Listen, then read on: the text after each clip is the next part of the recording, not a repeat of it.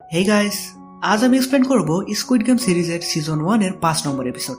এর প্রথম 4টি পর্বের ভিডিও লিংক ডেসক্রিপশন বক্সে দেওয়া আছে, সেখান থেকে আপনারা অবশ্যই ভিডিওগুলো দেখে নেবেন। তো চলুন শুরু করা যাক আজকের এক্সপ্লেন ভিডিও। শুরু করার আগে আমি রিফাত আছি আপনাদের সাথে। স্বাগতম আমার চ্যানেলে বিএম দা এক্সপ্লেনার।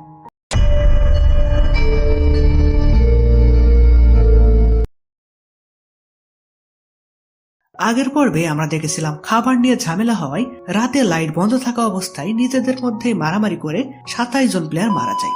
এরপর টাগ অফ ওয়ার নামে 3 নম্বর গেম শুরু হয়। গেমের নিয়ম সিম্পল, 10 জনের দুটি দল দড়ি টানাটানি করে এক দল আরেক দলকে হারাবে। কিন্তু দুর্ভাগ্যের বিষয়, গিহন্তের দলে ছিল 3 জন মহিলা এবং একজন বৃদ্ধ।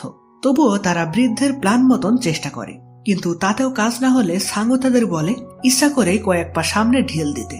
ফলে তেমনটাই করলে প্রতিপক্ষ টিমের সবাই পড়ে যায়, আর এই সুযোগে গিহুনরা জোর দিয়ে দড়ি টানতে থাকে। ফলে শেষমেশ গিহুনদের টিম জয়ী হয়। তো গিহুনদের আর বিশেষ করে মিনিওকে জীবিত ফিরে আসতে দেখে ডক্সু তো অবাক হয়ে যায়। তো টাগ অফ ওয়ার গেমের পর 80 জনের মধ্যে 40 জন বেঁচে থাকে।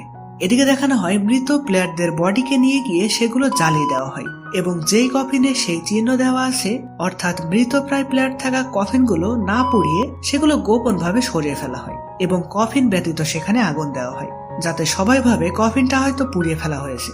মানে আগেই তো বলেছি, কিছু গার্ড এই কাজগুলো গোপন ভাবে করছে। তো অন্যদিকে আজকে যখন লাইট বন্ধ হওয়ার কাউন্টডাউন শুরু হয়, তখন আজও ডক্সো তার টিম নিয়ে মারামারি করবে বলে ঠিক করে। গিহুনরা তখন এক হয়ে সিদ্ধান্ত নিয়ে লাইট বন্ধ হওয়ার আগেই তারা ব্যারিকেড দিতে থাকে নিজেদের সুরক্ষা করতে, যেটা থেকে ডক্সো বলে যাই করো না কেন, আজ কেউ তোমাদের বাঁচাতে পারবে না। গিহুন তখন বলে তুমি কি ভাবছো তুমি বেঁচে থাকবে? তোমার টিম মেম্বারদের হাতে তুমি মরবে। এটা শুনে ডক্সো একটু ভয় পেয়ে যায়। সে তখন তার টিমের কাছে ফিরে এসে বলে আজ কাউকে মারামারি করতে হবে না, সবাই আজ বিশ্রাম নাও। গিহুনরা সবাই ঠিক করে আজ যদি হামলা নাও হয় তবু আমরা পালা করে সবাই পাহারা দিব। তো লাইট বন্ধ হলে যখন গিহুন এবং নাম্বার 1 পাহারা দিচ্ছিল, তখন হঠাৎই নাম্বার 1 অসুস্থ হয়ে পড়ে। তার ভীষণ জ্বর আসে। গিহুন তখন তার মাথায় জলপটি দিয়ে দেয়। এদিকে জুনহো আজ 29 নম্বর গার্ডের মাস্ক পরে বডি পার্ট বের করা সেই জায়গায় যায়। সেখানে তার কার্যকলাপে অন্যান্য গার্ডেদের একটু সন্দেহ হয়। সে তাদের হাতে ধরা পড়ে যাবে। তখন ডক্টর বলে সবাই থামো, আমাকে মন দিয়ে কাজ করতে দাও। এখানে আমরা জানতে পারি তারা এগুলো কোনো এক জাহাজে আসা লোকদের কাছে বিক্রি করে আসে। সেখানে তারা যায় গোপনে পানির ভেতর দিয়ে সাঁতার কেটে। তো এখানে দুইটা বিষয় ঘটে। প্রথমত, কাজ শেষে ডক্টর জানতে চাই পরবর্তী গেমের ব্যাপারে, কিন্তু গার্ডেরা বলে এ ব্যাপারে আমরা এখনো পর্যন্ত কিছুই জানি না, গেম শুরু হওয়ার আগেই তোমাকে জানিয়ে দেব। কিন্তু ডক্টর তখন রেগে যায়। রাগের মাথায় সে একজন গার্ডকে মেরে পালাতে থাকে। অপর একটি গার্ড তখন তার পিছু করে। পালিয়ে ডক্টর এসে পড়ে ডালগোনা গেম খেলা সেই জায়গায়। গার্ডটি তখন সেখানে এসে বলে যদি কোনো প্লেয়ার এভাবে গায়েব হয়ে যায় তাহলে অনেক বড় সমস্যা হবে। তুমি প্লিজ শান্ত হয়ে চুপচাপ প্লেয়ারদের রুমে ফিরে যাও। কথা দিচ্ছি কাল সকাল হলেই তোমাকে গেমের ব্যাপারে জানিয়ে দেব। ডক্টর বলে তোমাকে বিশ্বাস করবো কিভাবে? গার্ডটি তখন তার মাস্ক খুলে বলে দেখো, আমি তোমার মতনই একজন মানুষ, রুলস ভঙ্গ করেও আমি তোমাকে ফেস দেখালাম। এই বলে সে কৌশলে ডক্টরকে মারতে চায়। ঠিক তখনই ফ্রন্টম্যান সেখানে এসে গার্ডটিকে বলে তোমরা প্লেয়ারদের বডি পার্টস বিক্রি করো আর যাই করো, তাতে আমার কোনো সমস্যা নেই, কিন্তু তুমি রুলস অমান্য করেছো। প্লেয়ারকে দিয়ে এইসব করিয়ে এবং তাকে আগে থেকেই পরবর্তী গেমের ব্যাপারে জানিয়ে দিয়ে এখানকার নিয়ম তুমি ভঙ্গ করেছো। এই বলে সে গার্ড এবং ডক্টর দুজনকেই মেরে ফেলে।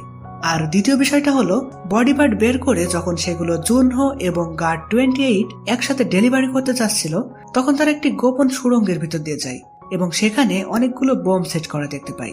গার্ডটি বলে ওতে হাত দিও না, এগুলো ভিআইপিদের জন্য সেট করা, যাতে কোনো সমস্যা হলে তারা গোপনে এগুলো টাইমার অন করে পালিয়ে যেতে পারে, আর তারা নিরাপদে পালিয়ে গেলে পুরো জায়গাটা ধ্বংস হয়ে যাবে। জুনহো তখন বলে ভিআইপি কারা? গার্ডটি তখন তাকে কিছু বলে না, তবে নিচে নামার পর সে জুনহোর গলায় চাকু রেখে বলে তুমি ভিআইপিদের সম্পর্কে জানতে চাচ্ছ কেন? আর তোমার কণ্ঠটাও কেমন পাল্টে গেছে, কে তুমি? তোমার মাস্ক খোলো। জুনহো তখন ধরা পড়ে তার মাস্ক খোলে, কিন্তু সাথে সাথে সে তার কাছে থাকা বন্দুকটি গার্ডের দিকে তাক করে। এখানে অপারেশন রুমে গার্ডেরা জম্বি নামে একজন প্লেয়ারের কথা বলছিল, যাকে তারা এখানে এনেছিল, এবং তার নাকি একটি মাত্র কিডনি ছিল। আর এটা শুনে বর্তমানে জুনহো গার্ডটিকে বলে ওই একটা কিডনি থাকা লোকটা ছিল আমার ভাই, যে কিনা তার একটা কিডনি আমাকে দিয়েছিল। গার্ডটি বলে না, এটা তোমার ভাই হতে পারে না, কারণ ওটা ছিল একটা মেয়ে। বিশ্বাস না হলে তুমি প্লেয়ারদের লিস্ট দেখতে পারো। লিডারের ঘরে এ পর্যন্ত আসা সব প্লেয়ারদের লিস্ট এবং তাদের মেডিকেল রিপোর্ট আছে। জুনহো বলে লিডারকে? গার্ড বলে তুমি ওনাকে দেখেছো, ওনার মাস্ক সবার থেকে আলাদা। জুনহো এসব জানার পর গার্ডটাকে মেরে দেয় এবং গোপনে লিডার অর্থাৎ ফ্রন্টম্যানের রুমে চলে যায়। এদিকে লিডার খবর পেয়ে খুঁজতে খুঁজতে গার্ড 28 এর লাশ দেখতে পায়। গার্ডটির ক্ষতের মধ্যে সে পুলিশের রিভলভারের গুলি দেখে, ফলে সে বাকি গার্ডদের বলে একে যে মেরেছে যেখান থেকে পারো তাকে খুঁজে আনো। গার্ডেরা তখন সাইরেন বাজিয়ে দেয়। সমস্ত গার্ডেরা তখন যার যার রুম থেকে বেরিয়ে আসে, কিন্তু গার্ড 29 এর রুম ছিল বন্ধ, ফলে তারা বুঝে যায় 29ই হলো আসল অপরাধী। গার্ডেরা সিসিটিভি ফুটেজে জুনহোকে খুঁজে পায় না, কারণ সে তো আছে লিডারের রুমে যেখানে সিসি ক্যামেরা ছিল না। এমনকি তারা প্লেয়ারদের মধ্যেও সার্চ করে তাকে খুঁজে পায় না। জুনহো এদিকে লিডারের বেডরুমে থাকা একটি ঘরে ঢোকে এবং সেখানে অনেক কাগজপত্র তাকে সাজানো দেখতে পায়। এগুলো ছিল এ পর্যন্ত যতবার গেম অনুষ্ঠিত হয়েছে এবং যতজন গেমে অংশ নিয়েছে তাদের লিস্ট। এখানে সে এ পর্যন্ত যারা যারা গেমে বিজয়ী হয়েছে তাদের একটি তালিকা দেখতে পায়, আর সেখানে দেখা যায় 2015 সালে গেমের বিজয়ী হয়েছিল ইনহো নামে 132 নম্বর প্লেয়ার।